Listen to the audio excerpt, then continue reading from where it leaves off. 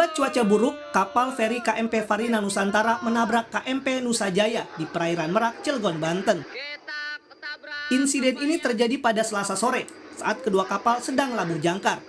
Saat kejadian, kecepatan angin mencapai 45-50 knot. Fenomena angin kencang juga melanda sejumlah wilayah di Jabodetabek pada Selasa lalu. Berdasarkan catatan BMKG, angin kencang memiliki kecepatan hingga 74 km per jam. Terjangan angin kencang mengakibatkan pohon tumbang di sejumlah wilayah. Di Tangerang, Banten, tepatnya di Jalan Perintis Kemerdekaan Cikokol, pohon setinggi 10 meter tumbang hingga menimpa mobil yang terparkir di bawahnya.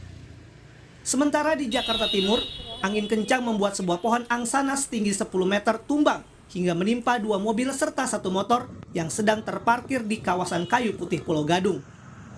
BMKG menyebut angin kencang terjadi akibat siklon tropis Pedi.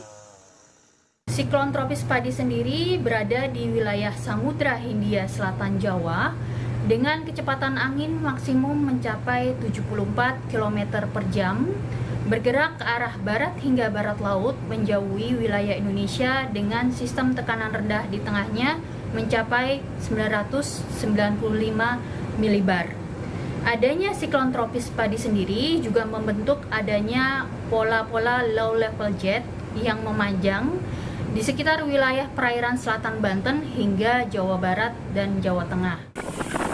Dalam program Kompas Petang Rabu 24 November 2021, Deputi Bidang Meteorologi BMKG Guswanto menyatakan saat ini siklon tropis Pedi sudah menjauh dari wilayah Indonesia. Namun masyarakat mesti waspada sebab ada siklon tropis lain yang juga berpotensi mengakibatkan angin kencang, gelombang tinggi dan hujan deras.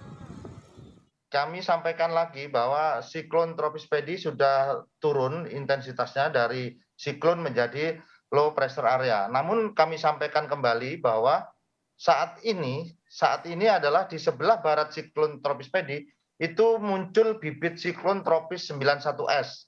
Terpantau di Samudra Hindia Barat Daya Sumatera. Ini juga membentuk konvergensi memanjang Samudra Hindia Barat Daya Sumatera. Dan ini masih kita monitor. Nah, kami menghimbau untuk para nelayan kapal-kapal yang masih memiliki aktivitas di Samudra Hindia harap waspada dan berhati-hati walaupun siklon tropis Pedi tadi sudah punah, namun ini masih ada satu lagi bibit siklon tropis 91S.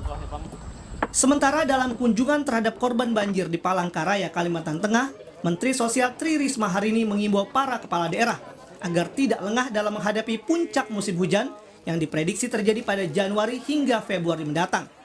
Menteri Tri Risma hari ini menyatakan akan membahas rencana pembuatan lumbung sosial sebagai antisipasi menghadapi dampak cuaca buruk. Karena ramalan dari BMKG itu puncaknya itu di Januari Februari. Mudah-mudahan nggak sampai Maret. Nah, kita harus persiapkan. Jangan sampai kemudian ada warga yang